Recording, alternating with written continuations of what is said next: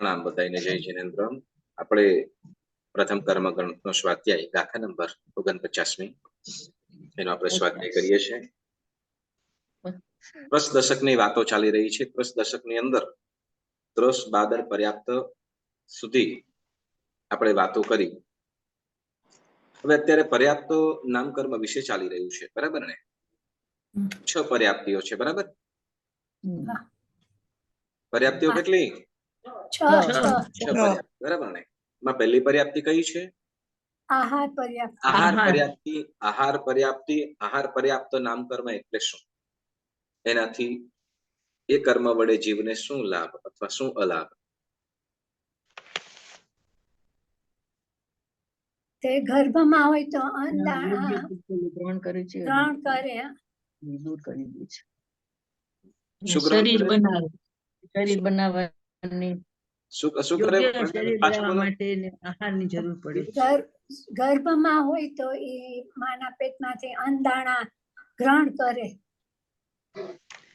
એટલું શરીર બનાવવા માટે યોગ્ય પૂતગલોને ગ્રહણ કરે ને અયોગ્ય આહાર પર્યાપ્ત નામકર્મના કર્મથી જીવ શરીર બનાવવા યોગ્ય પૂતગલોને ગ્રહણ કરે છે.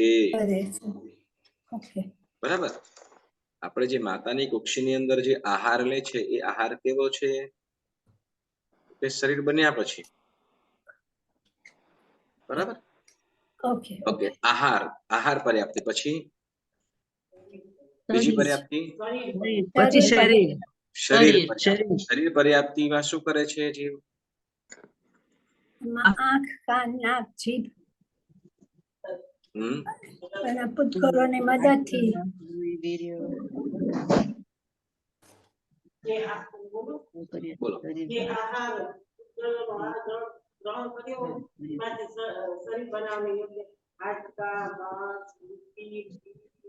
સપ્ત ધાતુ. શબ્દની સપ્ત. સપ્ત એટલે 7 ધાતુ. હાડકા, માંસ, લોહી, વીર્ય, પાણી વગેરે, પૂતગલ, લોહી, એ બધા ધાતુઓની અંદર રચના કરે. બરાબર ને? આહારની અંદર આહાર પર્યાપ્તની અંદર હજી કંઈક બાકી રહ્યું છે. આહાર પર્યાપ્તિની અંદર શું કરે?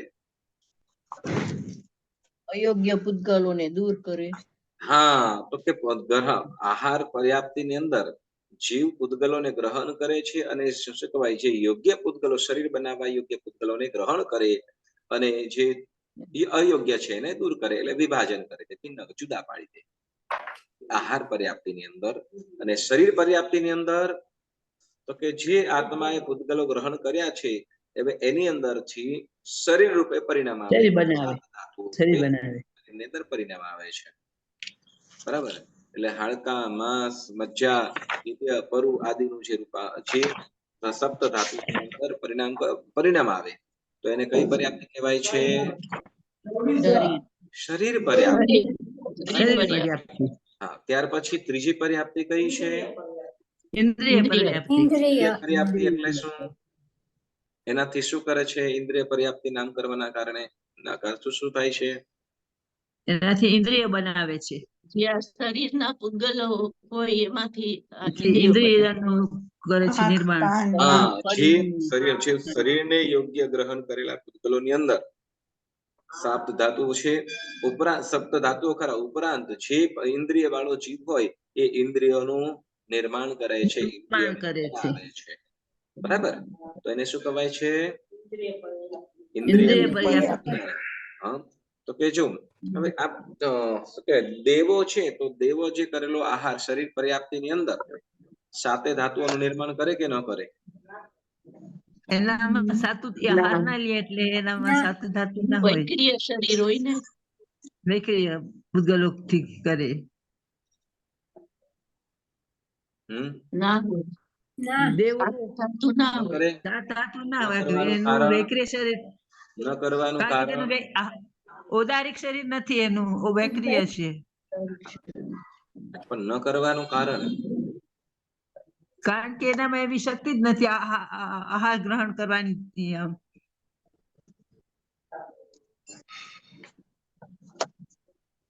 ઔદારિક શરીર નથી એનું.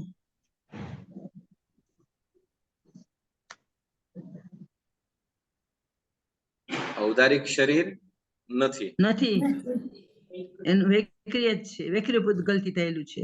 એટલે એની પાસે શક્તિ નથી કે એને જરૂર જ નથી, એને શરીરની અંદર છે જ નહીં. એને જરૂર નથી, એ બધું વેક્રિય શરીર થી બધું બનાવે છે.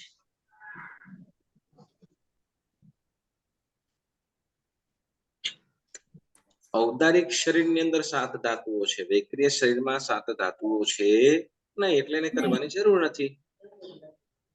વેક્રિય શરીરમાં 7 ધાતુઓ હોતા નથી, એટલે કરતો નથી. સિમ્પલ નથી. બરાબર. ઓકે, તો પછી બીજા શરીર વાળો કોઈ, ઔદારિક સિવાય બીજા કોઈ શરીર વાળો ઇન્દ્રિયોની અથવા 7 ધાતુની રચના કરતા હોય એવો? ના. આહારકમાં વેક્રિય આહાર, ઔદારિક પૂતગલ અને વેક્રિય એક બાજુ મૂકી દે છે અને વેક્રિય ગ્રહણ કરે છે અને આહારક પૂતગલો ગ્રહણ કરે છે. કયા ગ્રહણ કરે છે, વેક્રિય કે આહારક? આહારક ગ્રહણ કરે છે અને ઔદારિક શરીર એક બાજુ મૂકી દે છે અને નવું નિર્માણ કરે છે. એટલે શું કરે, એમાં 7 ધાતુઓ હોય કે ના હોય? ના, 7 ધાતુ ના હોય આહારક શરીરમાં. આહારક શરીરમાં પણ 7 ધાતુઓ હોય નહીં. બરાબર. ઔદારિક માંથી બનાવતા નથી. ઔદારિક શરીરમાંથી કઈ આહારક શરીર બનાવતા નથી. શરીર જે છે કેવું છે, તો કે ઔદારિક શરીરમાંથી નથી, પણ એના પૂતગલો જ આખા અલગ છે. બરાબર. ઔદારિક વર્ગના પૂતગલો અલગ છે અને આહારક વર્ગના પૂતગલો અલગ છે. એટલે ઔદારિક માંથી ક્યારે પણ વેક્રિયનું પણ સેમ. બરાબર. કેમ કે ઔદારિક શરીર છે તો ઔદારિકમાં તો 7 ધાતુઓ રહેલા છે, જ્યારે વેક્રિય કે આહારક ની અંદર તો છે જ નહીં, બંનેમાં નથી. બરાબર. કેમ કે એના પૂતગલો જ આખા અલગ છે. કોણ બનાવે? નહીં, આહારક ઔદારિક માંથી નથી બનતું. બરાબર. કોણ બનાવે છે એ બીજા નંબરે. કોણ બનાવે છે એ બીજા નંબરે છે. આપણે ઔદારિક શરીરમાંથી નથી બનતું. ઔદારિક પૂતગલો અને આહારક પૂતગલો આ બંને વસ્તુઓ અલગ છે. બરાબર. અલગ છે. એટલે કદાચ કોઈ 14 પૂર્વધર હોય કે આહારક શરીરની લબ્ધિ વાળો કદાચ આહારક શરીર બનાવતો હોય ને, તો એના આહારક વર્ગના પૂતગલો જ અલગથી ગ્રહણ કરે. બરાબર. પછી એની પર્યાપ્તિઓ વગેરે એની અંદર આરોપતો હોય. એ જીવની શક્તિ છે. એ જીવની શક્તિ છે. કેવી રીતે એમ કહેવાય? તો આપણે તમે પૂછો કે કેવી રીતે, તો કે ભાઈ આપણે શું કે આપણે આ શરીર કેવી રીતે કર્યું? આપણને ખબર છે કે આપણે આ પર્યાપ્તિઓ કેવી રીતે બનાવી હતી? ના. આપણે 5 ઇન્દ્રિયની રચના આપણે જ કરી છે ને, કે કોઈ બનાવી આપી ગયું આપણને? ના, બનાવી નથી. આપણે નથી બનાવી. તો કોણે બનાવી? આપણે તો નિર્માણ કર્યું છે એવી રીતે. શરીરમાંથી થઈ ગયું છે નિર્માણ. બરાબર છે. શરીર કોણે બનાવી આપ્યું તમને? આપણો આત્માએ જ આ બધું બનાવ્યું છે. આપણે આહાર ગ્રહણ કરીને શરીર બનાવ્યું છે. હા, બરાબર ને. કેવી રીતે આપણે હેલો, આપણો આત્માએ જ કર્યું છે ને આ શરીરનું નિર્માણ. શક્તિ. હા, શક્તિ. પણ શક્તિ કોની? આત્માની. કોના આત્માની શક્તિ. આત્માની શક્તિથી નિર્માણ થયું. એટલે પોતપોતાના આત્માની ને. પોતાના આત્માની. એટલે જ તો કહું છું કે આપણે જ બનાવી છે. બરાબર ને. આપણે જ એને પોતે આત્માએ જ કર્યું છે. આપણે કર્યું તો આપણને ખ્યાલ નથી.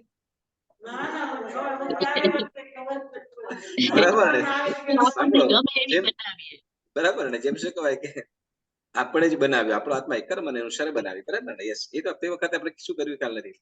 તો જેમ આ શું કહેવાય કે ભાઈ કેવલ જ્ઞાનીઓ કેવી રીતે કર્યું છે, એમ તો એનું આપણને એ જણાવે છે કે પહેલું આ વસ્તુ કર્યું, પહેલા આ વસ્તુ કર્યું, પહેલા આ વસ્તુ કર્યું.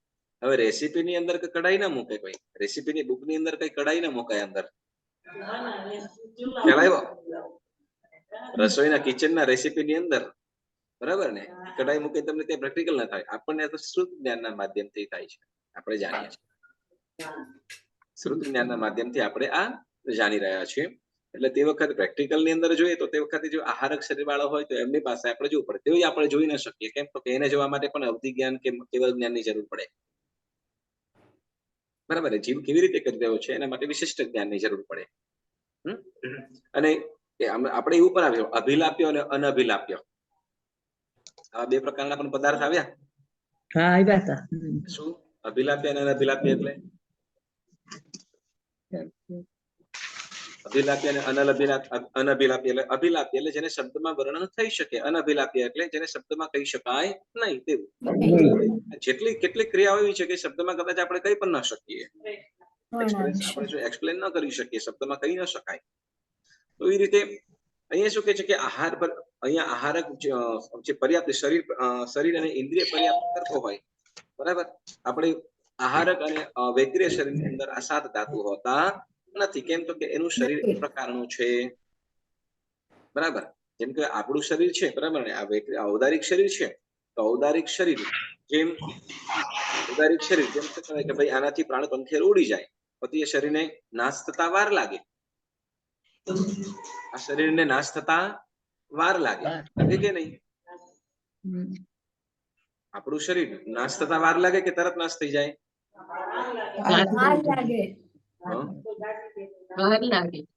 ખાલી એમ કે ભાઈ પ્રાણ પંખેરું નીકળી ગયા પછી એમને એમ તો કે સૌ પડ્યું હોય, કેટલાક મહિનાઓ સુધી દુર્ગંધ મારતું હોય, બધું થતું હોય, બરાબર કે નહીં?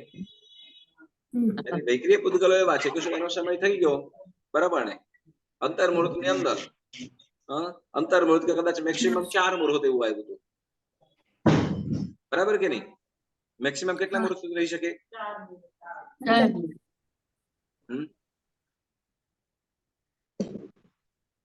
વૈક્રિય શરીર કોઈ બનાવ્યું હોય અથવા આહારક શરીર હોય તો ખાલી 1 મુહૂર્ત, હા, બરાબર ને, અંતર્મુહૂર્ત, બરાબર ને, ખાલી અંતર્મુહૂર્ત.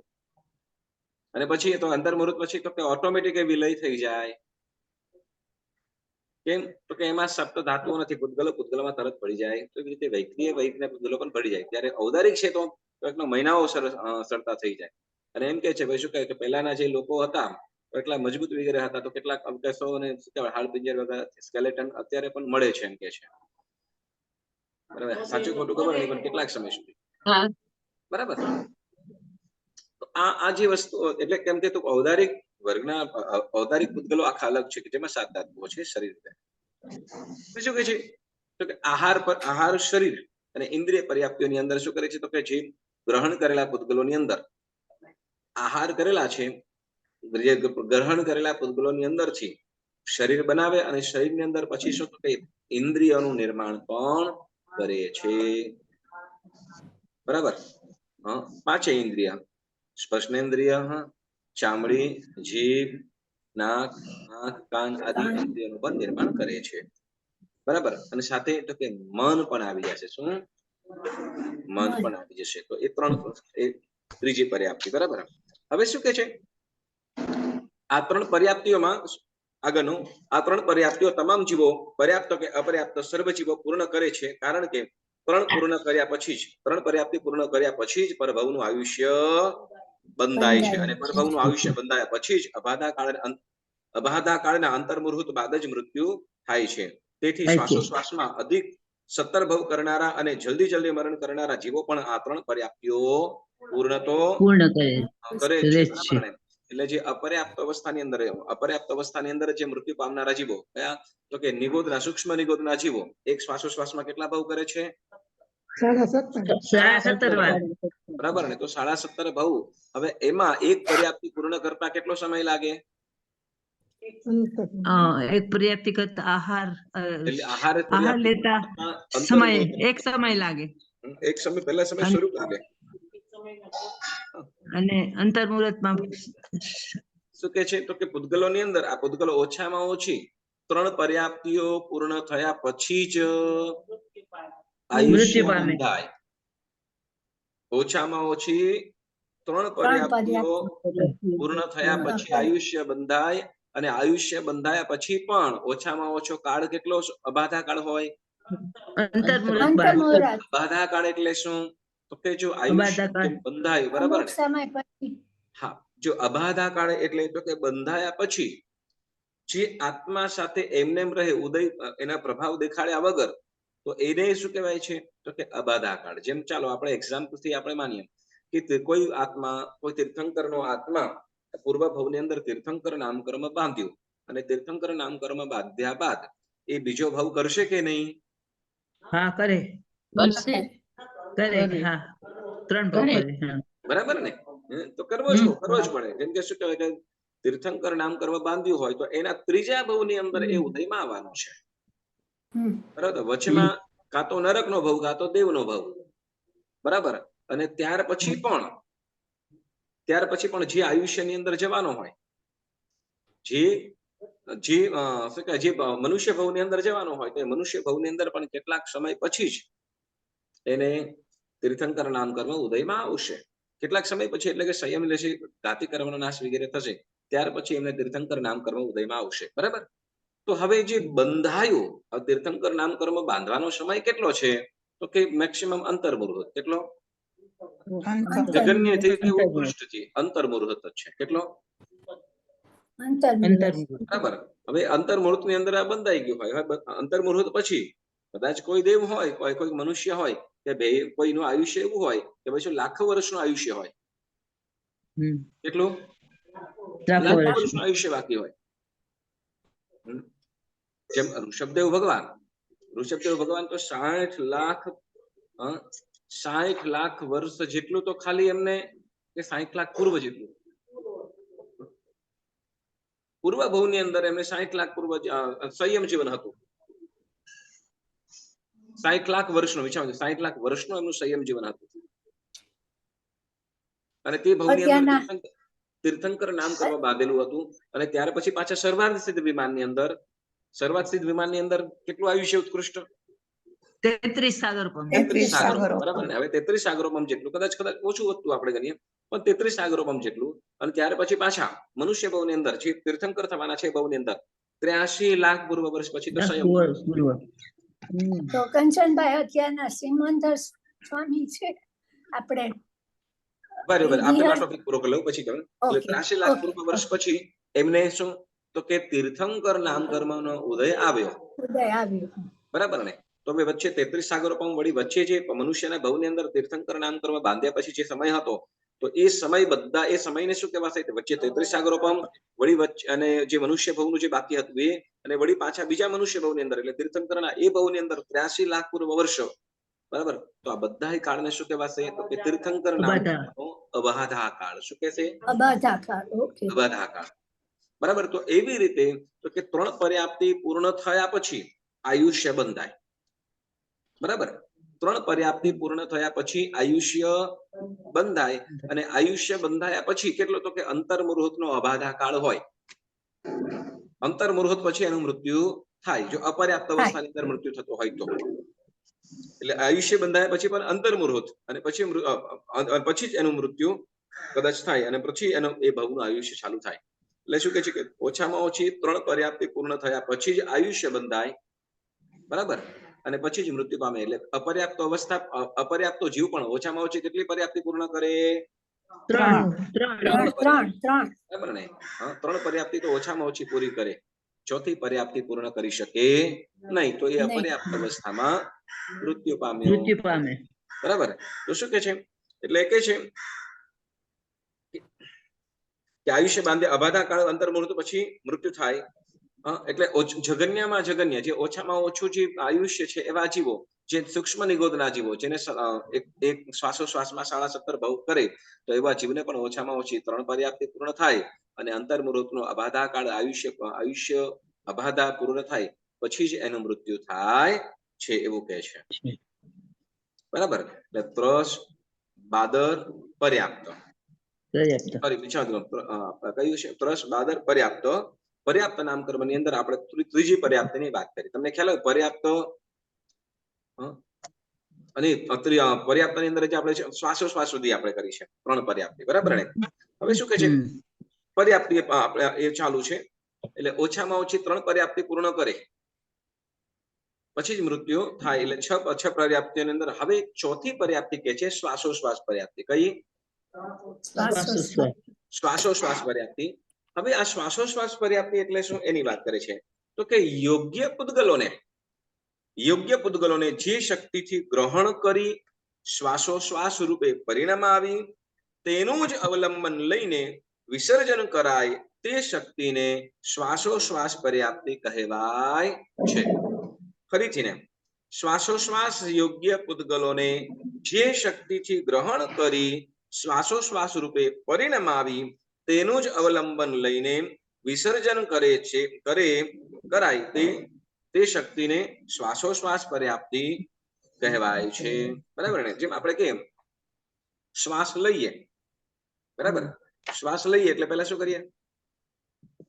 અંદર લઈએ, પહેલા શ્વાસ ગ્રહણ અંદર લઈએ, કરીએ, પછી બહાર વિસર્જન કરીએ, પછી વિસર્જન કરીએ. પાછું બોલો, હવે પાછું હજી એક વખત બોલો. એકવાર શ્વાસ લઈએ, ગ્રહણ કરીએ, શ્વાસ લઈએ પછી એને છોડી દઈએ. છોડી દે, બરાબર ને? છોડ્યા પછી લઈએ કે લીધા પછી લીધે જ રાખીએ એવું બની શકે? ના, પછી પડે જ. પ્રક્રિયા ચાલુ હોય લેવાની મૂકવાની. શ્વાસ લેવે ને શ્વાસ છોડવાની પ્રક્રિયા એ પ્રક્રિયા ચાલુ આવ્યું છે ને, આવ્યું છે. પેલો આંબો કે ગોટલી? પેલા લેવાનો શ્વાસ,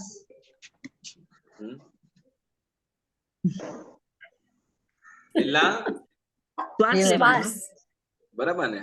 લેવાનો, પછી એને વિસર્જન કરવાનું.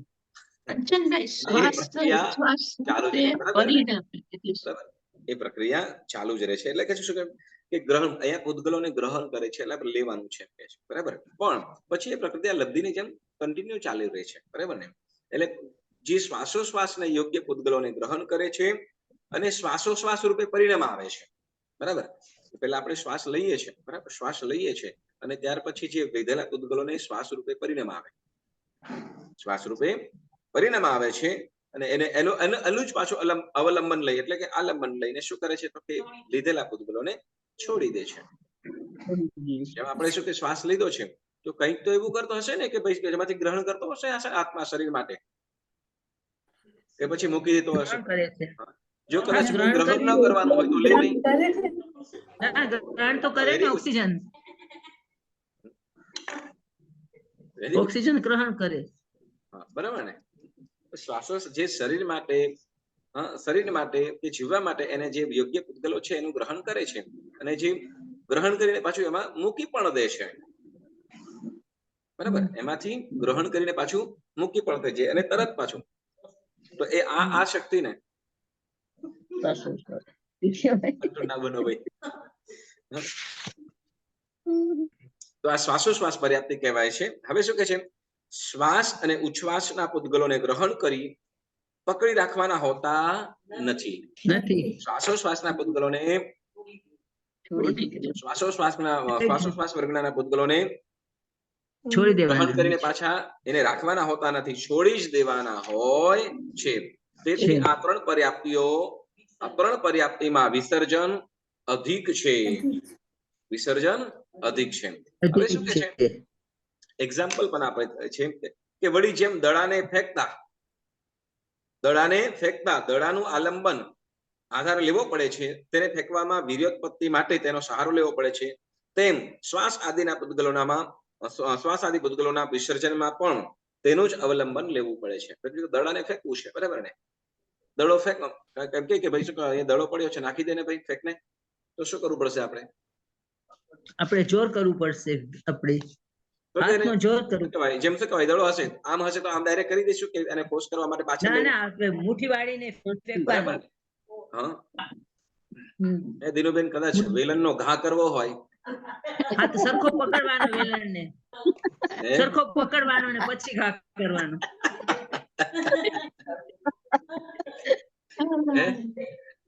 વેલણનો ગારો લઈને પાછળ થોડું લાવવું પડશે, બરાબર ને? કે હાથ આમ કઈ તરત નહીં જતો, બરાબર ને? તો આપણે પાછળ પકડીને જેમ આપણે ઘા કરીએ તમે હેના હસો છો? બોલ ને પાછળ.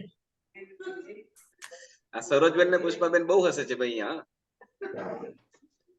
ચાલો તો જેમ શું કહેવાય કે એ જેમ દડો લઈએ, બરાબર, દડો કે જે પણ ઘા કરવું હોય તો એને જેમ પહેલા લઈને એને શું કરીશું તો કે પકડીને પાછું લઈશું કે નહીં?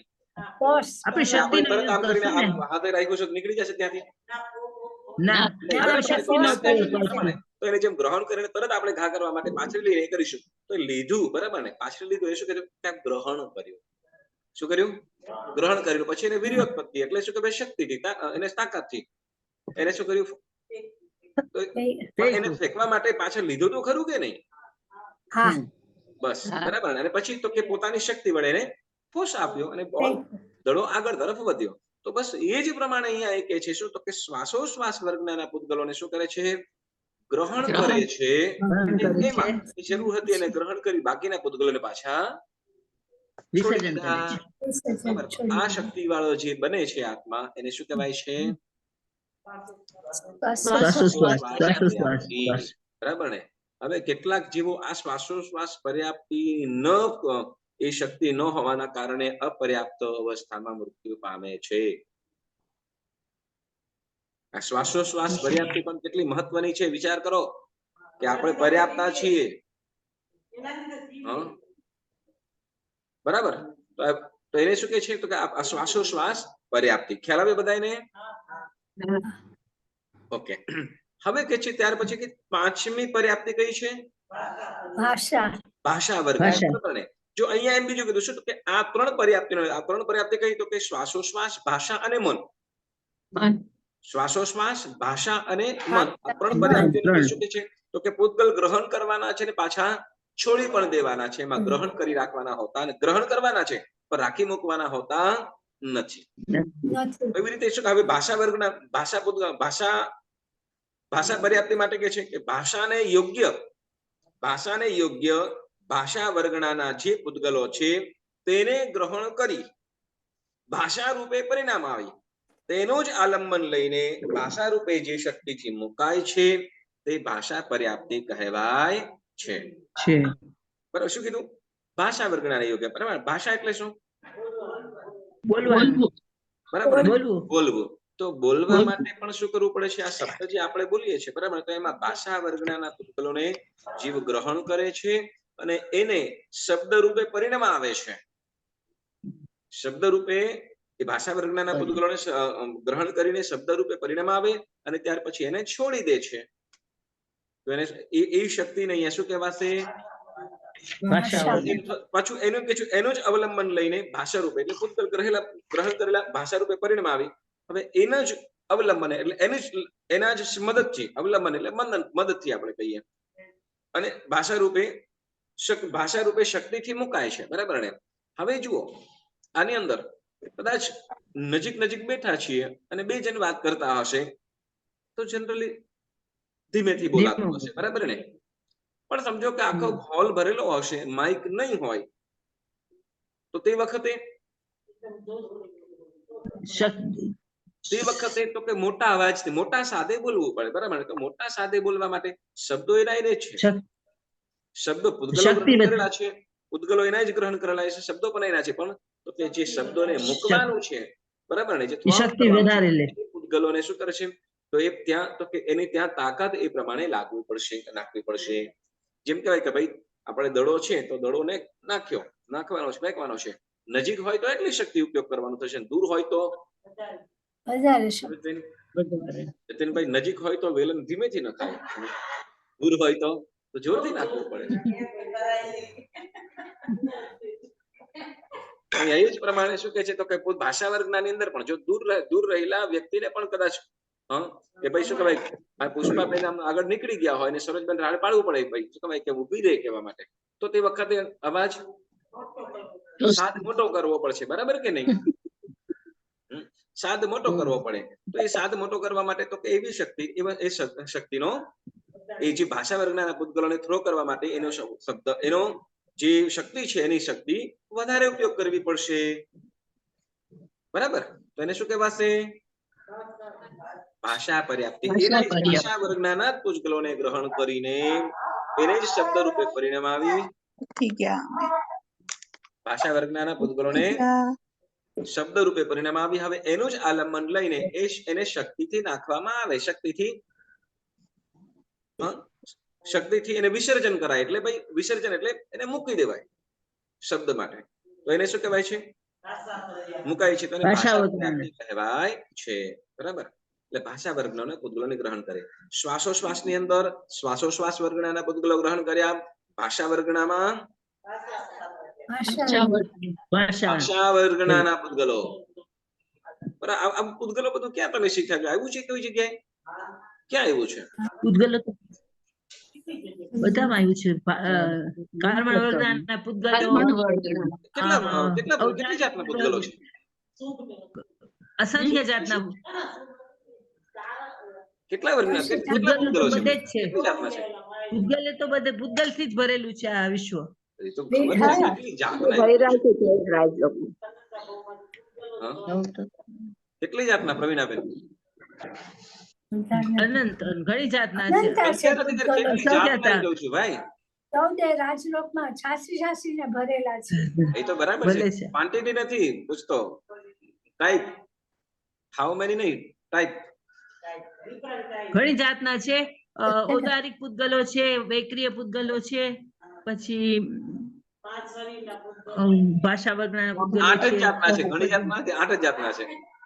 અષ્ટવર્ગના પૂતગલો છે. ઘણી જાત નથી, અષ્ટવર્ગના જ છે. ખાલી 8 જ જાતના છે. કઈ કઈ 8 જાત? ઔદારિક પૂતગલો, વૈક્રિય પૂતગલો, આહારક પૂતગલો, કર્મણ વર્ગના પૂતગલો.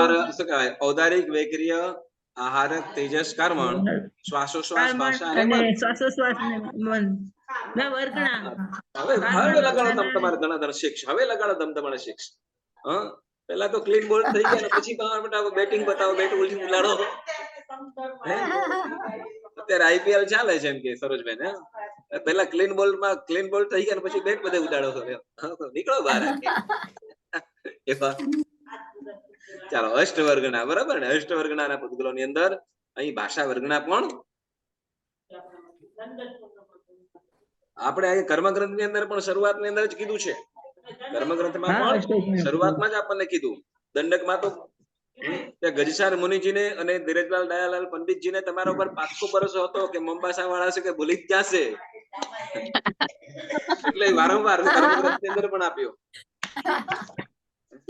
ચાલો, કઈ વાતો નહીં. આપણે જે સ્વાધ્યાય ની અંદર ખરેખર તો 8 વર્ગના ની અંદર આ ભાષા વર્ગના પૂતગલોને એ પ્રમાણે ગ્રહણ કરે છે. ત્યાર પછી કે છે મન પર્યાપ્તિ. બરાબર ને? મન પર્યાપ્તિ. હવે મન પર્યાપ્તિ ની અંદર શું કે છે? તો કે મનને યોગ્ય મનોવર્ગના જે પૂતગલો છે તે પૂતગલોને ગ્રહણ કરી મન રૂપે પરિણમાવી તેનું જ અવલંબન લઈને જે શક્તિથી મન રૂપે વિસર્જન કરાય છે તે શક્તિનું નામ મન પર્યાપ્તિ કહેવાય છે. મન શું કરે? મન શું કરે?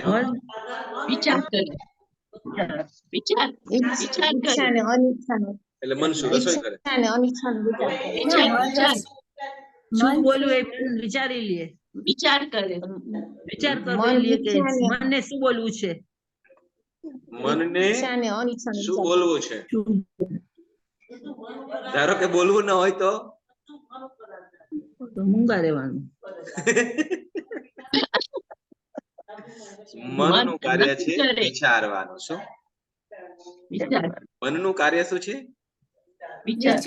વિચારવાનું. બરાબર ને? વિચારવાનું. હવે એ એપ્લાયમાં લાવે ને લાવે, બરાબર, પણ મનનું કાર્ય પહેલું શું છે? વિચારવાનું. બરાબર ને?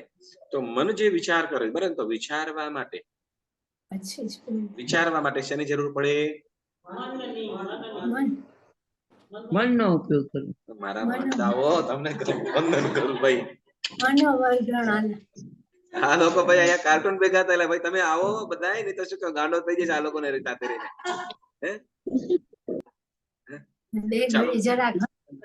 મન, ચાલો વિચારવાનું બોલો. મનનું કાર્ય શું? વિચારવાનું. શું? મનથી વિચારવાનું જ કાર્ય થઈ શકે. બીજું શું થઈ શકે? શુભ ભાવ હોય વિચારવાનું પણ એક પ્રકારના વિચારો છે ને, શુભ ભાવો હોય છે પણ શુભ વિચારો છે. તો એ શુભ કે શુભ અશુભ? વિચારો કે મન જે વિચારવાનું કાર્ય છે એ મન કરે છે. તો અને એ મન જે વિચારે છે તો એ મનોવર્ગણાના પૂતગલોને ગ્રહણ કરે છે. મનોવર્ગણાના પૂતગલોને ગ્રહણ કરે છે અને પછી એને વિચારમાં ઉપયોગ કરી પાછા એને છોડી પણ દે છે. જેમ આપણે ભાષાની અંદર ભાષા વર્ગના પૂતગલોને ગ્રહણ કરી શબ્દમાં પરિણમ આવીએ, બરાબર ને? શબ્દમાં પરિણમ આવીને મૂકી પણ દઈએ છીએ, છોડી પણ દઈએ છીએ. એને શું કહેવાય છે? ભાષા પર્યાપ્ત, બરાબર ને? મન પર્યાપ્તિની અંદર શું થાય છે તો કે મનોવર્ગના પૂતગલ પૂતગલોનું ગ્રહણ કરે છે, અષ્ટવર્ગની છે. અંદર મનોવર્ગના પૂતગલોની અંદર ગ્રહણ કરી કરે છે છોડી પડે. અને પછી ઉપયોગ મનથી વિચારવા છે, વિચારે કરવાનો છે ને.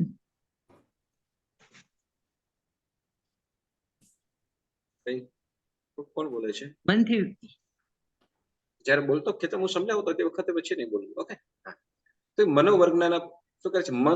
મનોવર્ગના પૂતગલોને ગ્રહણ કરે અને એને વિચાર રૂપે પરિણામ આવે અને ત્યાર પછી એને છોડી દે છે. તો આ જે પ્રક્રિયા થાય છે એ કોણ કરે છે? કઈ પર્યાપ્તિના આધારે થાય છે? મન પર્યાપ્તિના આધારે, મન પર્યાપ્તિ વડે આ વિચારવાનું કાર્ય થાય છે. એટલે વિચારની અંદર પણ શું કરવામાં આવે છે? મનોવર્ગના પૂતગલોને ગ્રહણ કરે છે. તેનાથી ગ્રહણ કરે છે તો કે આ મન પર્યાપ્તિ, મન વડે, બરાબર? મન વડે વિચારણા કરે અને ત્યાર પછી એ પૂતગલોને જે વિચારોની અંદર પરિણામ આવીને એ પૂતગલોને રિલીઝ કરી દે, મૂકી દે છે. તો એને મન પર્યાપ્તિ કહેવાય છે, બરાબર? તો હવે આ 6 પર્યાપ્તિઓની અંદર કયા પૂતગલોને આલંબન રાખી મૂકે છે અને કઈ પર્યાપ્તિઓની અંદર પૂતગલોને તરત ને તરત મૂકી દે છે? આ 3 પર્યાપ્તિમાં, આ 3 પર્યાપ્તિ વિસર્જન. શ્વાસ, ભાષા ને મન પર્યાપ્ત.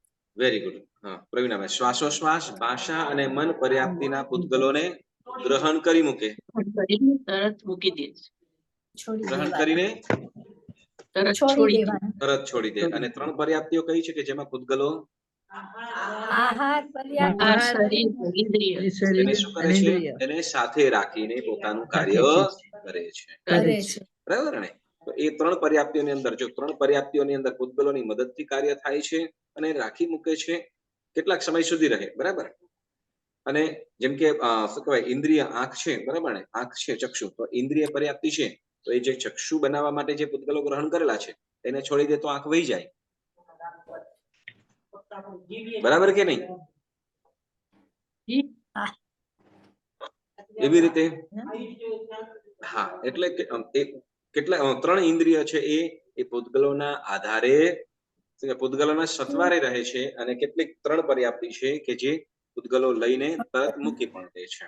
શ્વાસોશ્વાસ, ભાષા અને મન, આ 3 પર્યાપ્તિઓ શું કરે છે? એ 3 વર્ગના પૂતગલોને ગ્રહણ કરે છે અને ઉપયોગમાં લઈને તરત છોડી પણ દે છે. જ્યારે આહાર, શરીર અને ઇન્દ્રિય આ પર્યાપ્તિના પૂતગલોને ગ્રહણ કરી એ પૂતગલોને સાથે રાખે છે, બરાબર?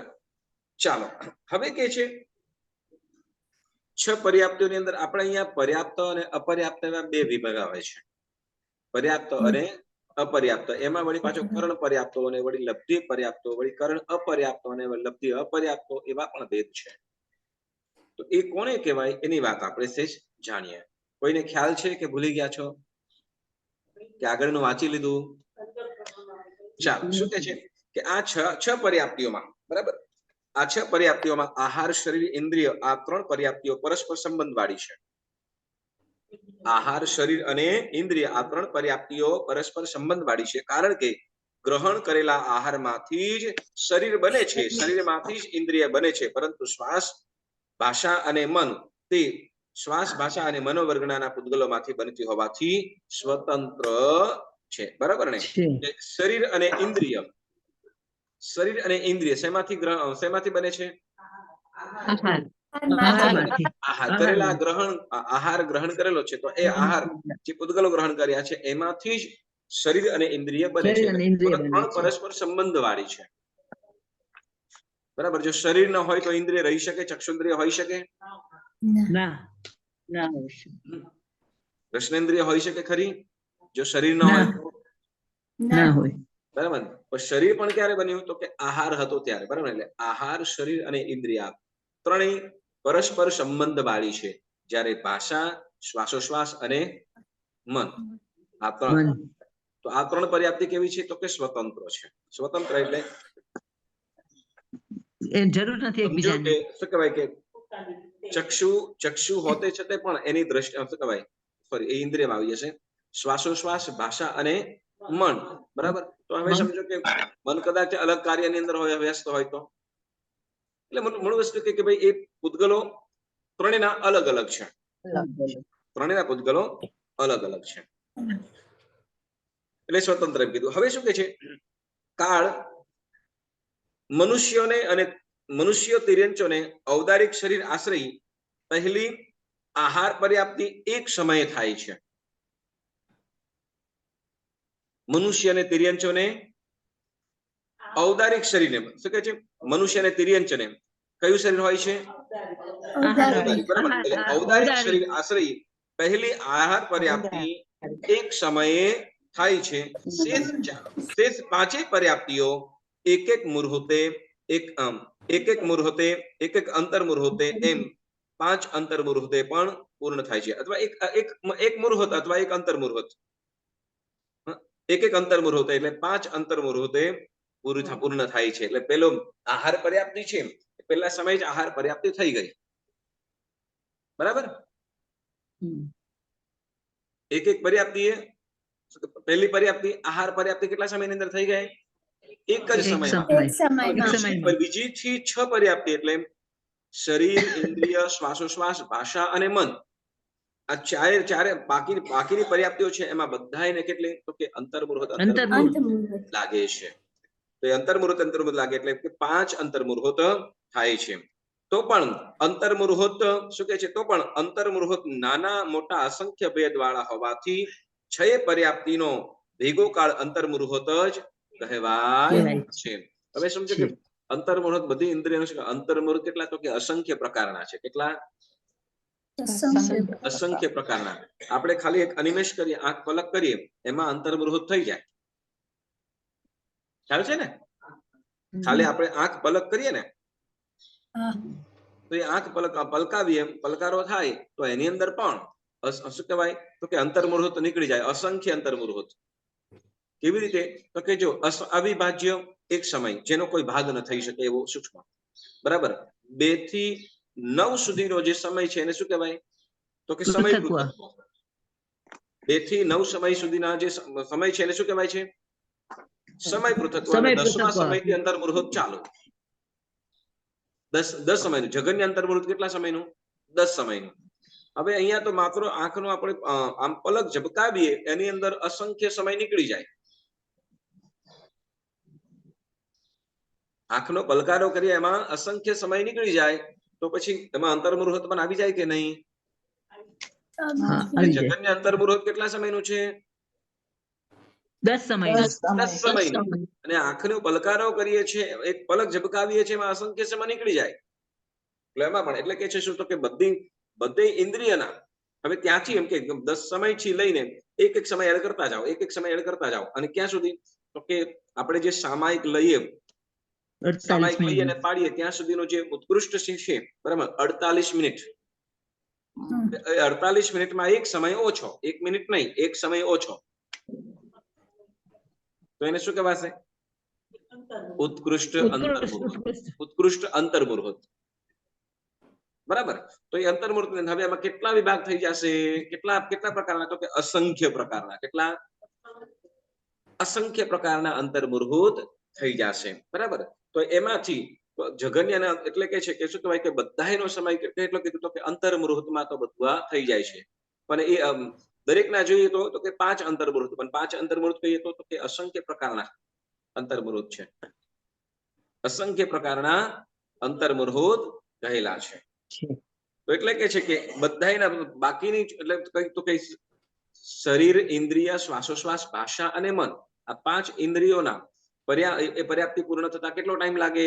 દરેકને અંતર્મુહૂર્ત બરાબર. અંતર્મુહૂર્ત લાગે. 5 અંતર્મુહૂર્ત કહેવાય, પણ એ 5 અંતર્મુહૂર્ત પણ શું કહેવાય તો કે અંતર્મુહૂર્ત ની અંદર આવી જાય. એટલે પાંચેયનું પણ શું કહે છે તો કે એક અંતર્મુહૂર્ત. બરાબર. હવે શું કહે છે કે 6 પર્યાપ્તિ એટલે કે 6 પર્યાપ્તિનો ભેગો કાળ અંતર્મુહૂર્ત જ કહેવાય. કેમ કે દેવ હવે કે છે આગળ દેવ નારકી મનુષ્યના વૈક્રિય આહારક શરીરમાં તથા તિર્યંચના વૈક્રિય શરીરમાં રહેલી વૈક્રિય શરીરમાં પહેલી પર્યાપ્તિ એક સમયે, બીજી શરીર પર્યાપ્તિ અંતર્મુહૂર્તે અને બાકીની ચારેય પર્યાપ્તિઓ એક એક સમયે પૂર્ણ થાય છે. શું કે છે? દેવ અને નારકી. બરાબર. દેવ નારકીને કયું શરીર છે? વૈક્રિય. દેવ અને નારકીને વૈક્રિય શરીર છે. વળી પાછા મનુષ્યનું પણ વૈક્રિય શરીર કે છે. એમાં વૈક્રિય થઈ છે. મનુષ્યની પાસે વૈક્રિય શરીર હોય ના હોય, પણ એને લબ્ધિથી મળેલું હોય. કોક લબ્ધિવંત ને મળે. મનુષ્ય પાસે વૈક્રિય શરીર હોય કે ન હોય તો કે લબ્ધિધારી હોય એની પાસે હોય. બરાબર. ચાલો, એટલે મનુષ્યના વૈક્રિય અને આહારક શરીર કયું? મનુષ્યને વૈક્રિય અને આહારક શરીરમાં તથા તિર્યંચના વૈક્રિય શરીરમાં, એટલે તિર્યંચ જીવોને વૈક્રિય શરીર હોય કે ન હોય તો કે લબ્ધિધારી હોય એની પાસે હોય. બરાબર. તો વૈક્રિય શરીરમાં પહેલી પર્યાપ્તિ એક સમયે, બીજી શરીર પર્યાપ્તિ અંતર્મુહૂર્ત. કેટલી? બીજી શરીર અંતર્મુહૂર્ત. એટલે અહીંયા દેવને પણ અને મનુષ્યને પણ આહારક અને વૈક્રિય બંનેની વાત કરે છે, અને તિર્યંચનું વૈક્રિય. બરાબર. તો પહેલી વૈક્રિય શરીરમાં પહેલી પર્યાપ્તિ એટલે શરીર પર્યાપ્તિ એક સમય, આહાર શરીર એક સમયમાં થઈ જાય. બીજી શરીર પર્યાપ્તિ પહેલી પર્યાપ્તિ એક સમયે, બીજી શરીર પર્યાપ્તિ અંતર્મુહૂર્ત. બરાબર. અને બાકીની જે ચારે પર્યાપ્તિઓ, કઈ? ઇન્દ્રિય, શ્વાસોશ્વાસ, ભાષા અને મન. બરાબર. તો એ ચારે પર્યાપ્તિઓ એક એક સમયે પૂર્ણ થાય છે. એટલે સિદ્ધાંતકારના મતે દેવોની પાંચમી, છઠ્ઠી બંને પર્યાપ્તિ એક સમયમાં સાથે જ પૂર્ણ થાય છે. છતાં દરેક જીવોને પોતાની સર્વ પર્યાપ્તિઓ પૂર્ણ કરવાનો કાળ અંતર્મુહૂર્ત જ હોય છે. બરાબર. હવે એમ કે છે કદાચ કોઈ આહારક શરીર બનાવતો હોય તો એની આહાર પર્યાપ્તિ કેટલા સમયની અંદર થઈ જાય? અંતર્મુહૂર્તમાં આહાર પર્યાપ્તિ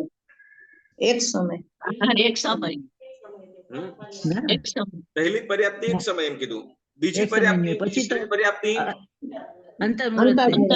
બરાબર અંતર્મુહૂર્ત. પણ હવે ત્રીજી, ચોથી, પાંચમી, છઠ્ઠી એ ચાર પર્યાપ્તિઓ છે તો એક સમય લાગે. એક સમયની અંદર. જ્યારે ઔદારિક શરીરની અંદર શું હતું? એને અંતર્મુહૂર્ત થાય બધી પર્યાપ્તિ કરવા માટે.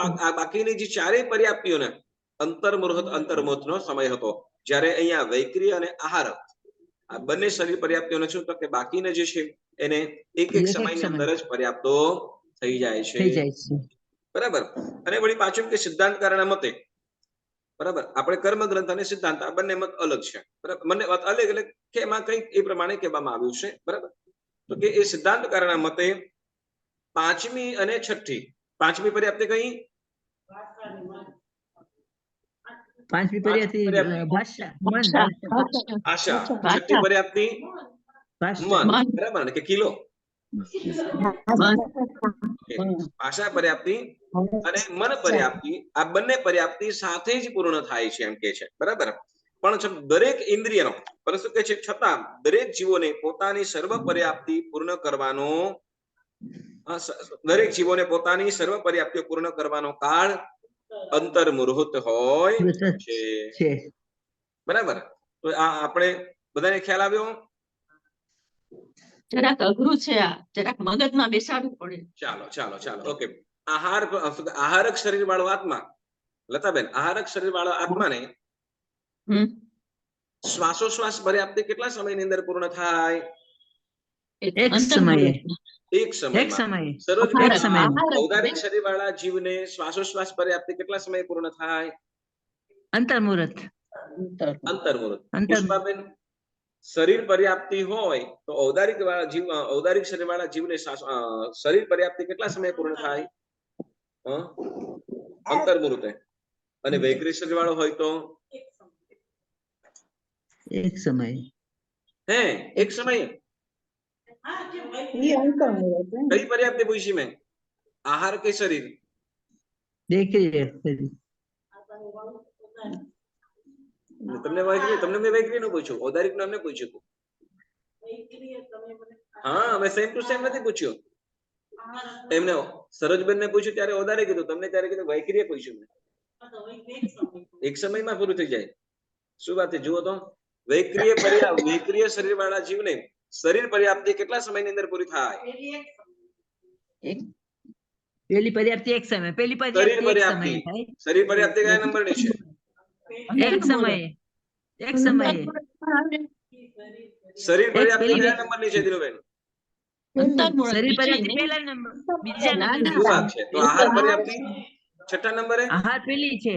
હા, તો પછી તમે તો પણ શરીર શરીર પેલી કરો છો ને? અંતર્મુહૂર્ત. હા, અંતર્મુહૂર્ત. કેટલું? અંતર્મુહૂર્ત.